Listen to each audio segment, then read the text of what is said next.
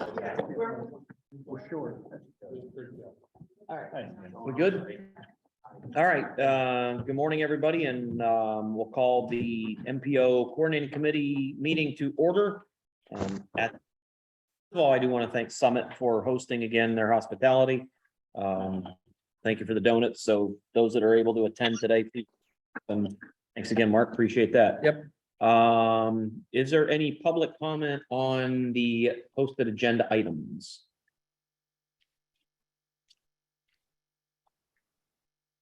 All right, seeing none. Yes, I have public comment.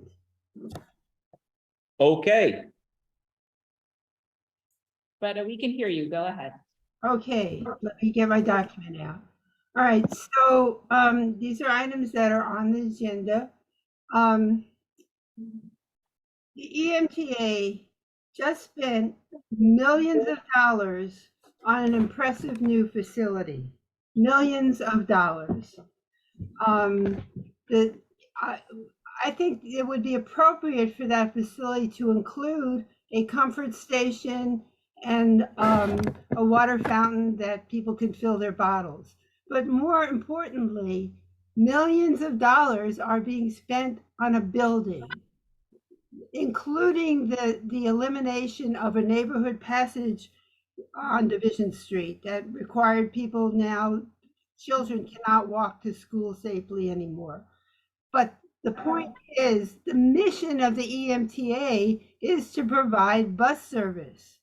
Yet the EMTA has not figured out how to spend money so that they can develop a plan for feasible Sunday service. Maybe it isn't existing routes. Maybe it's a demand-based service. But where is the Sunday service? EMTA does not seem to be interested in spending money or planning in order to do that. And I am not likely to want to continue to drive my friend to work on Sunday mornings in the wintertime. I'm not sure what she will be able to do. She does not drive. And I know someone who has not been able to accept a job because there is no Sunday service. Also, the EMTA requires people who want to buy lift passes to go in person to purchase those passes. People who want to buy regular fixed route passes can do so online. They claim that there's a lot of complications. I suggest they take some of their planning money and use it to hire somebody to figure it out. They probably don't have the expertise on staff to do that, but it is not appropriate. It is not consistent with the ADA for people to have to go in person to buy their lift tickets when fixed route riders can get them online. And I'm urging the EMTA that as they develop, the Erie County Community College facility is located at the old Villa campus, to restore the service of the 30 route that used to connect with the 31 and 32. It also used to enable people to get north of 16th Street on the bus. Now that's the furthest north 30 route riders can get, and there are no sidewalks where they get off the bus. I used to ride the 30 bus. I used to ride the bus, but now that I have a car, even though I could ride for free because the buses don't run more than hourly in my neighborhood, I don't ride it much. I would like to see this EMTA move forward on their planning. Also, in the local federal aid route rankings, I noticed that the highest priorities and probably half of the list include roads showing heavy fatigue. I'm familiar with some of those routes because a lot of them include the Green Garden area. Many heavy trucks are using these routes. We have heavy trucks going through my neighborhood because they're taking shortcuts. Can the jurisdiction have traffic mitigation ordinances?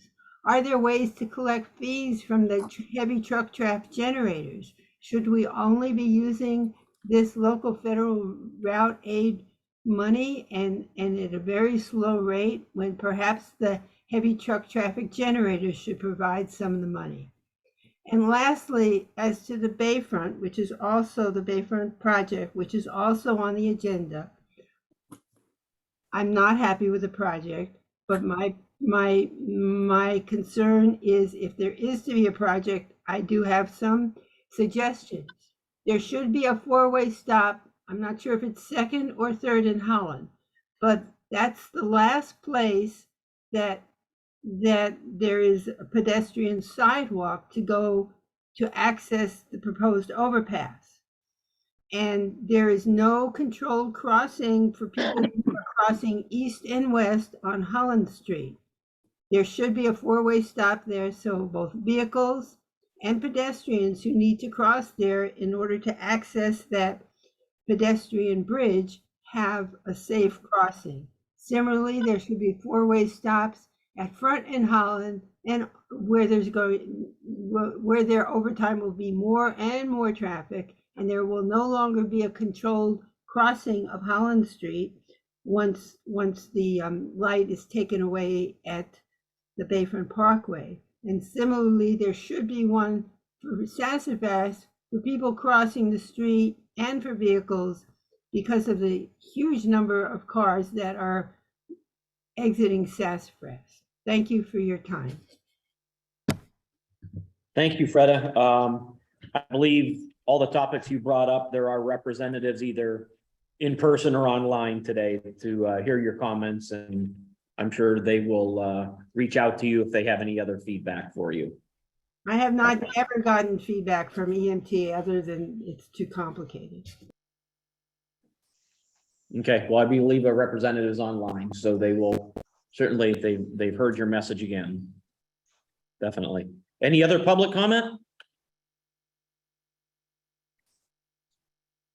Okay, do I have a motion to approve the minutes of the June 22nd meeting? So moved. Do I have a second? Any discussion? All in favor? Aye. Opposed? All right, thank you. Then I'm looking for a motion on the special meeting we had August 16th at Summit Township.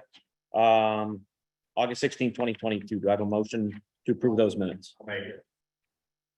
Motion by Jason. Do I have a second? Second. Second by Mr. Welka. Any discussion? All in favor? Aye. Opposed?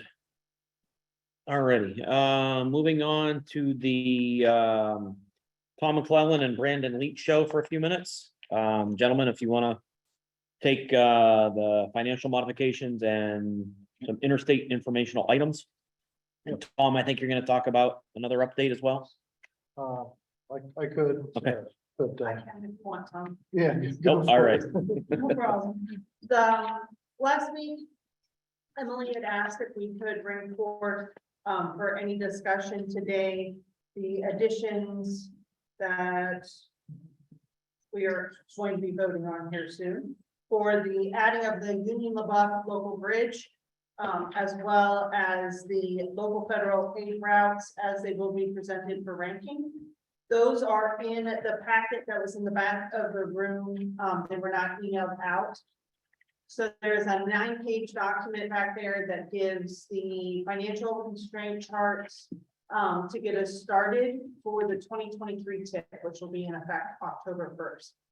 In them, not only does it include the Union LaBeouf and the local federal aid routes, it also includes the traffic signal at Bayfront and Cranberry that we are looking at putting in.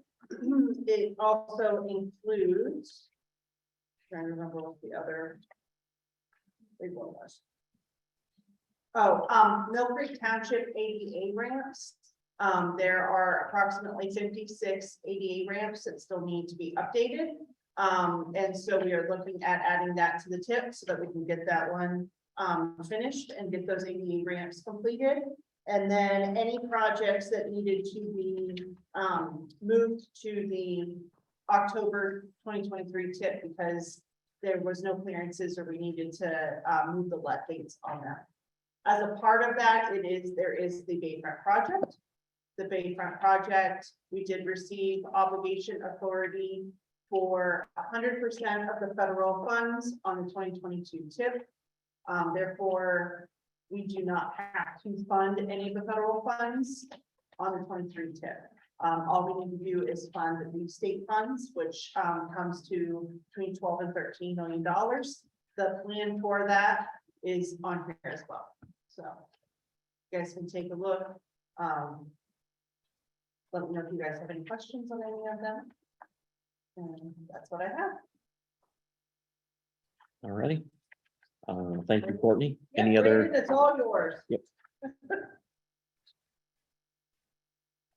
Good morning, Brandon. Hey, morning, Chairman May. Thanks, Courtney, for the primer there. I don't have much else to cover other than what you talked about here, other than since the August 10th TAC meeting, there have been 4 amendments and 4 administrative modifications to the 2021 Erie Highway Bridge TIP, and 1 informational item regarding the statewide interstate TIP in Erie County.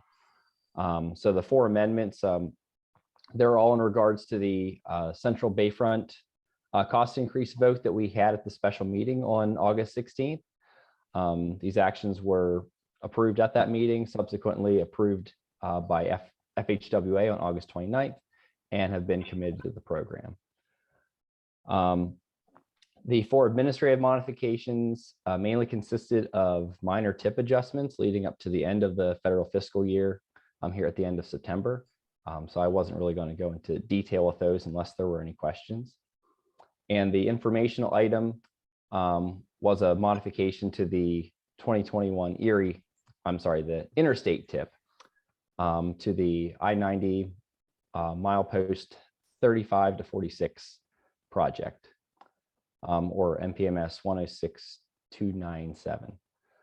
This adds a cost increase of 1.3 and change $1 million in federal NHPP funds to the construction phase in federal fiscal year 2022.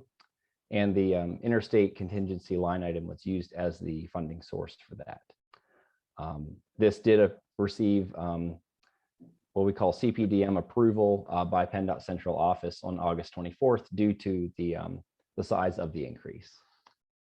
Other than that, I'm willing to take any questions regarding the fiscal constraint charts presented today.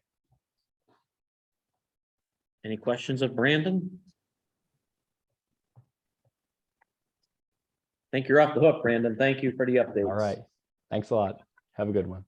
You do the same. Mhm.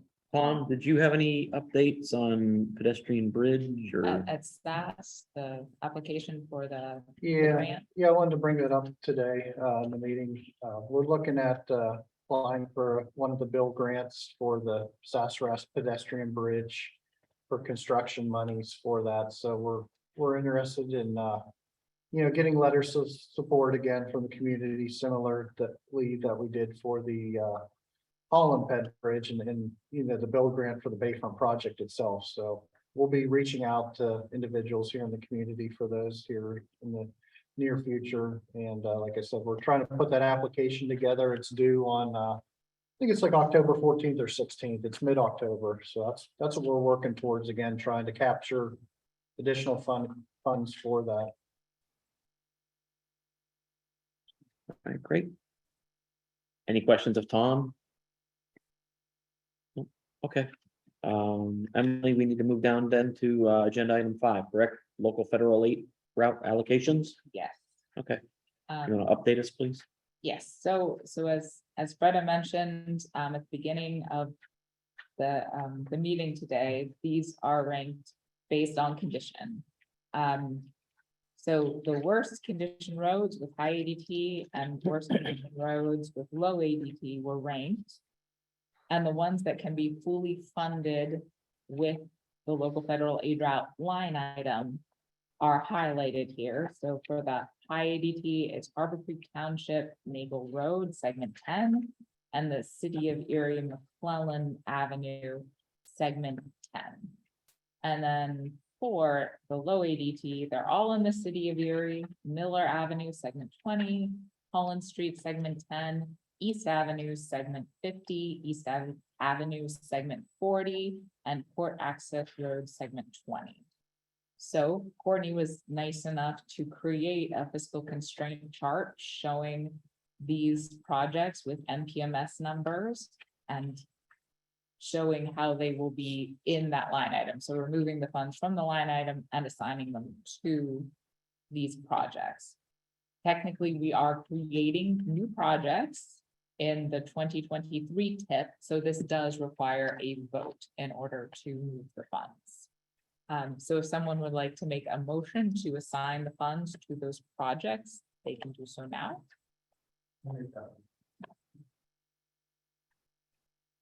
Mr. Waldinger, yep. Do I have a second? I'll second. Second by Mr. Welka. Any discussion? All in favor? Aye. Any opposed? All right, great. Thank you to all those that participated in the application process. Moving on then to agenda item number 6. We need a vote, I believe. Chairman Parmenter is going to give us a quick update. So hopefully everybody was able to look at the subcommittee reports and the tax recommendations that I have.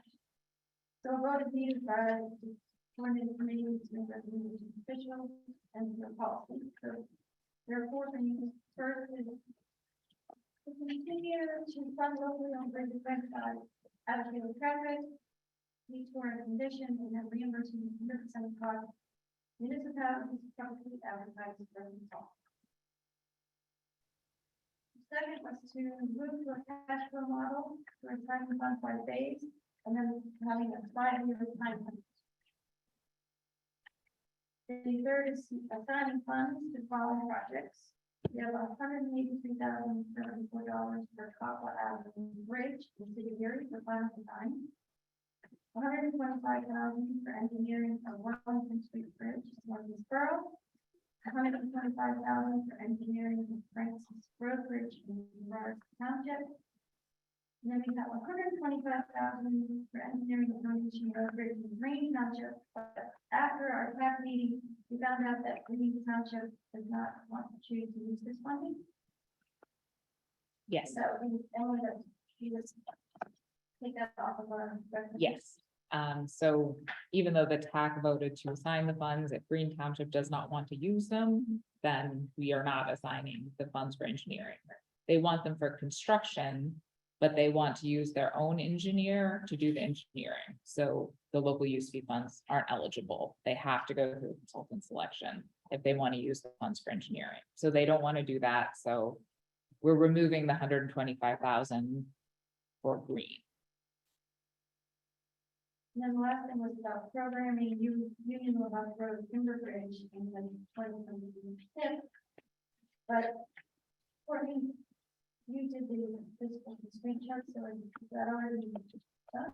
Or Well, we just need to vote as a We have part to- of it? I did want to clarify that we set it up with the total amount of funding that we had as an estimate for the particular project. As we move forward, are we going to plan on if the project increases, because they're not the ones coming to ask for the money as it normally say would be in other situations? Are we going to just continue as long as we have funds in the local bridge line item, fund those increases? Is that how we want to handle it?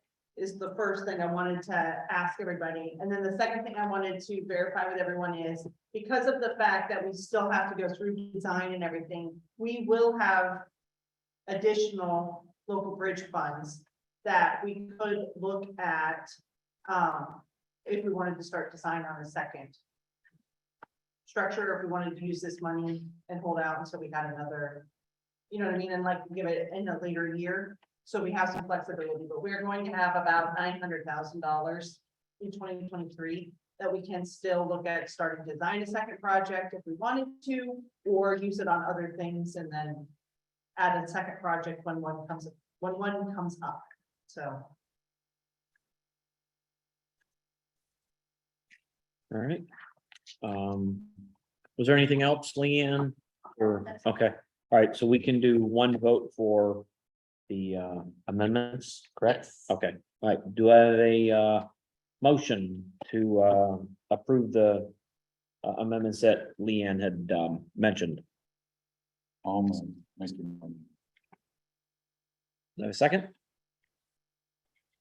All right, seconded by Ron. Any discussion? All in favor? Aye. Aye. Anyone opposed? All right, motion carries. All right, do we Thank want to you, have Lynn. another vote on what Courtney had suggested, of do we want to keep funding this project with additional funds if it does have cost overruns? Does anyone have an opinion on that or would like to make a motion about that right now?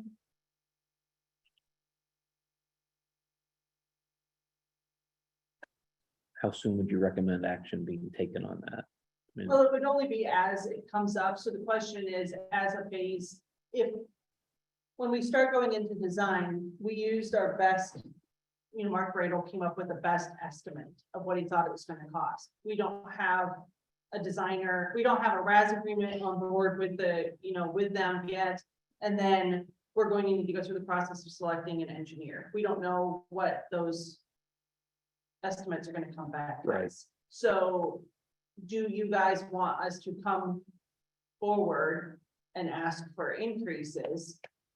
Or just use the line item as long as we don't exceed a certain amount, or you know what I mean? If it was determined that this was the highest priority, it was brought up by the local bridge, not actually the municipality.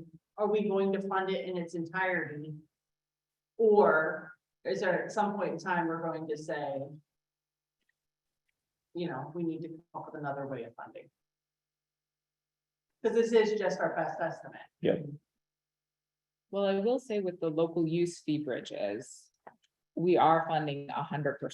So if costs increase, then we increase the cost with the local use fee. This is a different funding source. These are federal tip funds.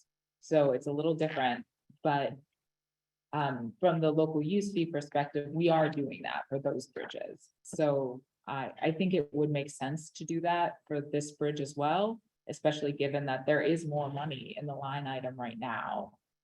It wouldn't be taking away from any other projects. Correct. Um, And has anyone talked to Union LaBeouf? They are interested. yes. Okay. Yes, perfect. so it is a joint owned bridge between Union Township and LaBeouf Township, and they're both very interested in the bridge. Also, with respect to that bridge, it's a lot of traffic. It's a secondary way out of Union City. do you want to word the motion and see if we have a? Oh, yes, just- I can suggest a Okay, motion. all right. So would anyone like to make a motion that the Union LaBeouf Road Bridge will be funded with tip funding going forward, even if the cost estimates increase, given that it doesn't exceed the line item, the BOF line item that's in the tip now?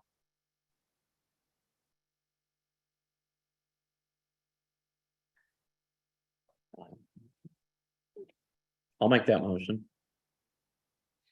I'll second it. Any discussion? All in favor? Aye. Opposed? All right, great. Moving on to agenda item number 7. Emily wants to talk about public participation plan, including the logo design. Emily? Yes, thank you. I went ahead and drafted a survey for our public participation plan. So the idea is to circulate this to the public, to our public, to ask them how they would like to receive information about the Erie MPO and how they would like to communicate with this group. So I wanted to get everyone's opinion on these questions before actually putting this out to the public. So this doesn't require a vote. I would just like any feedback, if anyone has any suggestions that they would like to change any of these questions or add a question, I am open to hearing that. The only thing I could think of is at the top of the survey would be like, the MPO is blank, blank, like, give a quick description of it. And then, start with your first question. How familiar are you even with the Erie MPO? Just at least give it, because I think, if we can encourage municipalities to maybe distribute it on Facebook or on their website or something like that, inquiring citizens may look at it and think, I don't even know what the hell the MPO is. So give them a brief description, maybe. That's what I was gonna propose, is that a question, at least in a question form, do you even know what MPO is? Yeah. Either that with a question or an explanation of what it is. Okay, sounds good.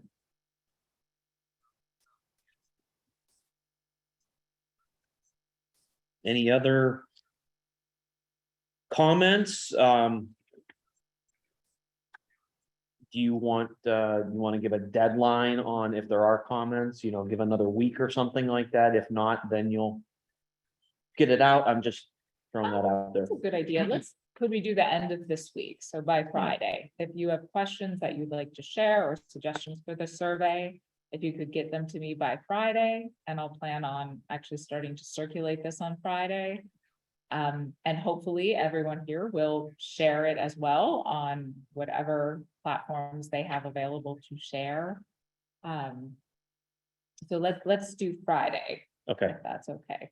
that's great. So yeah, if you have any other suggestions or tweaks to the MPO participation survey, get them to Emily by early afternoon on Friday, and she'll run with it after that and distribute it to all municipalities, and hopefully they can spread it out to their constituents. Mr. Chairman, Yes, sir. the township supervisors still have their March meetings, so education meeting. We will still have those. We've not had them for a couple of years. I know they're kind of suspended. The reason I brought that up was maybe, even at the township convention, maybe Emily could get a few minutes and talk about the MPO, and then give the survey to the. So that conventions this fall. Ikeda, yeah.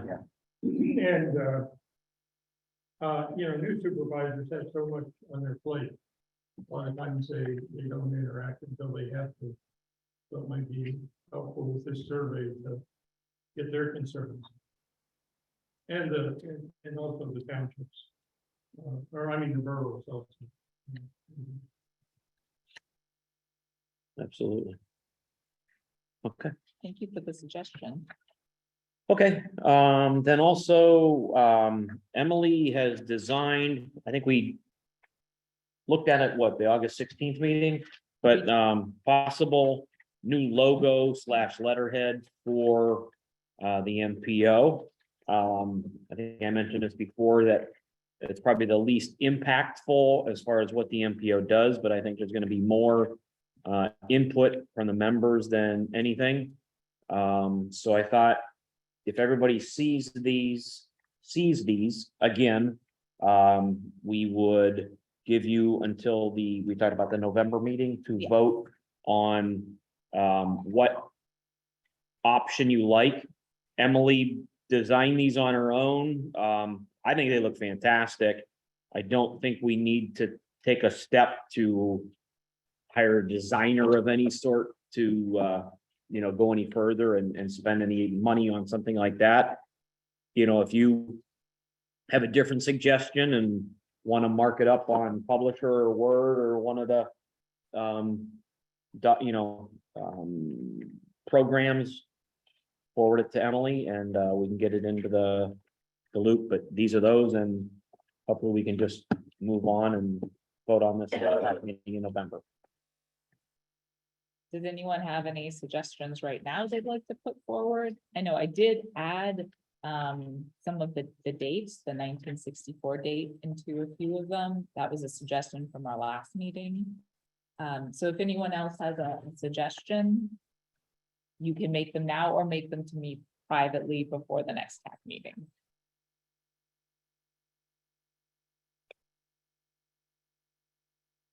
Okay, well, we'll make sure that we get any input to Emily. Great. Agenda item number 8, project updates. Is Danny with us today?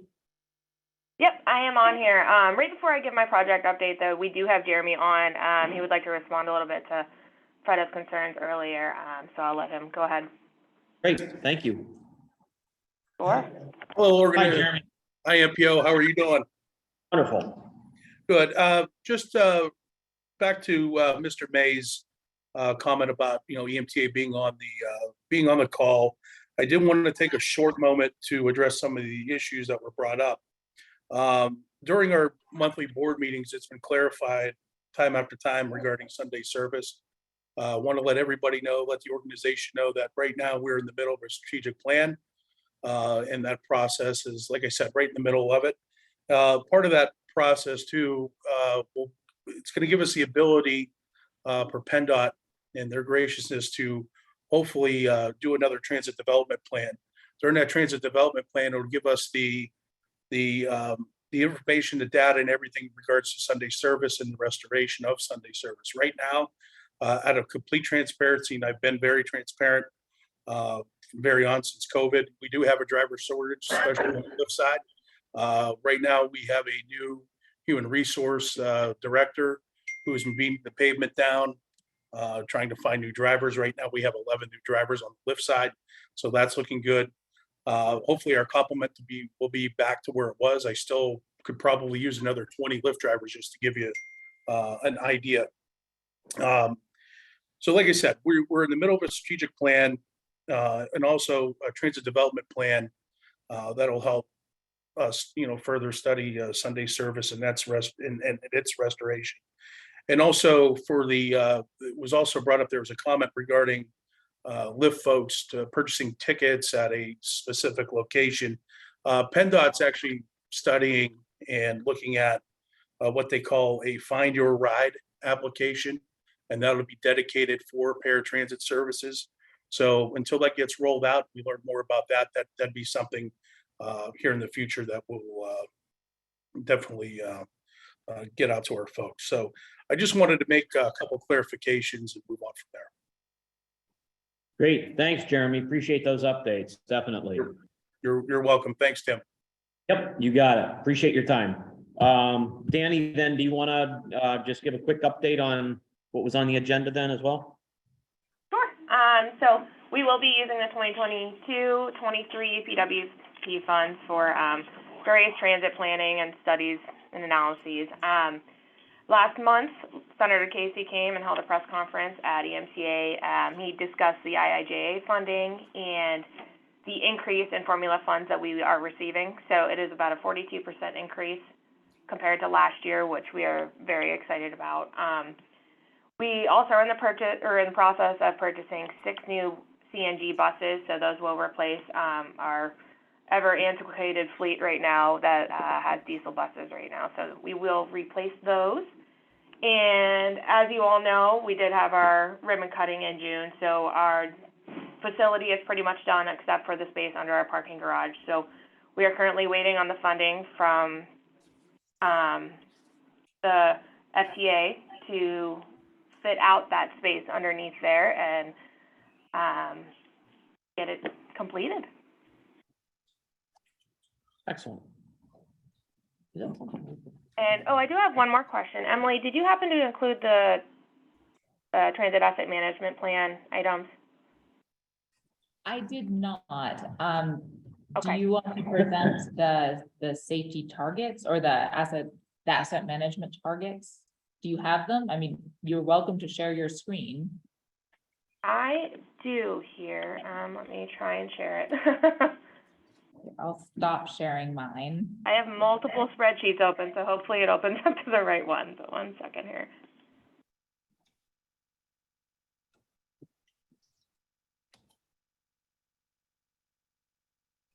Okay, it says that you disabled it. There are pretty short numbers. I can send it out to the MPO after if you want, but I can just explain it from here. So basically, we are in the group, the Oh, sorry. Pennsylvania Group Transit Asset Management Plan. What was that? You should be able to share your screen now. I'm sorry Oh, about that. perfect. Okay. Okay, can everyone see this? Yes. Great, okay. So, this is our performance, EMTA's performance, not the overall group performance, but the group did obviously have all of the same targets, the percentage targets. So, looking at this one, the percent of revenue vehicles that have met or exceeded their useful life benchmark, our overall 22 target percentage was 28%. We are at roughly 63%. Basically, we haven't met that target because our fleet is so old. So we have about 80 buses, and the majority of them are still pretty old, and they are ready to be retired, but we can't really retire them until we get the new buses in. So we are working diligently trying to get, 5 to 6 new buses every year to slowly rotate those older buses out. So I am glad to see that the new target is at 31% for 2023. So we're hoping we can reach that, by the end of next fiscal year. The rest goes for the cutaway vehicles as well as our non-revenue vehicles and the support vehicles. So if anyone has any questions on these percentages, feel free to let me know. I can send the spreadsheet out to the entire MPO as well. Sounds great. Thank you, Danny. I don't know if Jeremy's still on the line, but maybe a question for Danny and Jeremy to just talk about is now that the new facility is open, is it a chance maybe you would be interested in hosting an MPO meeting in 2023? We don't have our schedule set yet, but didn't know if that was something that you might want to have people see. Yeah, Tim, Absolutely. that was something that Danny and I were talking about a couple weeks ago, was for if the MPO wanted to come and host a meeting here, that would be great. For the people that couldn't make our ribbon cutting, for people that are, they had other things going on, it'd be an opportunity to show the municipalities too, what we've done, not only with our building, but what we've done with the neighborhood in mid-city downtown. That'd be a great idea. Okay, yeah, we'll definitely coordinate it, before we really set the locations of the meetings for 2023. We'll, Emily will be in touch with you for sure to line that up. Yeah, great, Tim. Sounds great. Good. Excellent, good deal. Anything else from EMTA? Are you guys done for the day? That's all I think have. we are good. All right, great. Thanks, guys. Thank you. Emily, quick update on the PennDOT multimodal application. Yes, I really quickly just wanted to announce that the PennDOT multimodal application is open and taking applications right now. It is a state fund and it requires a 30% match. So those applications will be open until November 14th. And that's really all I had to say, unless PennDOT has any other information about the multimodal grant. That's a good overview, Emily. Thank you. Get your applications in. I know it's competitive. It's always competitive with those, but if you have projects and you have the match available, please, do that. So we like to see us tap into those funds for our regional projects here. So I know a lot of you do put in for it, so we encourage that. Okay, great. Ellie, this is Lindsay. Can you hear me? Yes. Yes. Okay, I just wanted to mention that this year is a little bit different for the multimodal. Applications are going to be online. So you have to submit everything a little bit differently. They went through, I want to say it's e-grants. And so things are a little bit different. There is walkthrough instructions on the website, PennDOT's website for multimodal and other information too. So just make sure you take a look at that if you're going to submit. And that's all. All right, great. Any other public comment regarding anything that was maybe even discussed or brought up today? Yes, Mr. Chairman. Yes. I'd like to thank, the people on the ground in PennDOT for the work they do. Sometimes we forget, how tough a job it is out on the roads, and we do appreciate it. I just drove through Watford today and it's beautiful. It really enhanced the town, the repavement. Just makes the whole area look great. And, also working for in other parts of the county. So again, a lot of times we forget to thank, our county crews and our individual workers, but PennDOT, I think, in my experience, has been receptive. I know we have been blessed with good management in PennDOT over 2 years of working with PennDOT. And I would like to, let's pass that message on to the workers that they are appreciated. Jesus Thank Christ. Great. I'll do that. Thank you, Dave. And all that work wouldn't be possible without the help of all the townships. They help us significantly to do our program as well through agility programs and just help. So the townships as well, your workers. Great job. All righty. Any other public comment? Yes, I had some additional comments. This is Freda. Okay. I'm trying to total up the amount of money that was re-channeled from projects on the tip that had been discussed for some period of time in order to do cost overruns on the Central Bayfront project. And the amount is considerable. It's at least several millions of dollars. And I don't remember being told this at the public involvement meeting at the port that I may have been in early August. But that's a significant impact that the Central Bayfront project is having on the TIP program. And I just wanted to highlight that.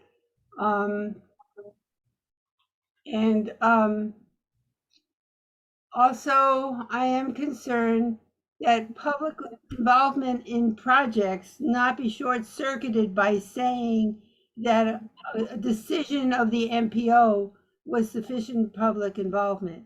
I brought up that a parking study had been solicited for approval, and I pointed out that there had not been adequate public involvement, and that was recognized and it was removed. But since the MPO is such a low visibility program to most city and county residents, merely putting something on the tip and saying it's available or any of the other databases should not substitute for actual public involvement on a project-specific basis. Thank you. Okay, thank you. Any other public comment? All right, the next, let's see, the next TAC meeting is November 9th. November 9th, and the next coordinating committee is December 14th. Is the TAC here at Yes. Summit? All right, so the next two meetings will be at Summit. We continue to appreciate them hosting them for us. It's a great facility. Do I have a motion to adjourn? Jason and Bill. Thanks, everybody. Have a great day. Thank you. Yep.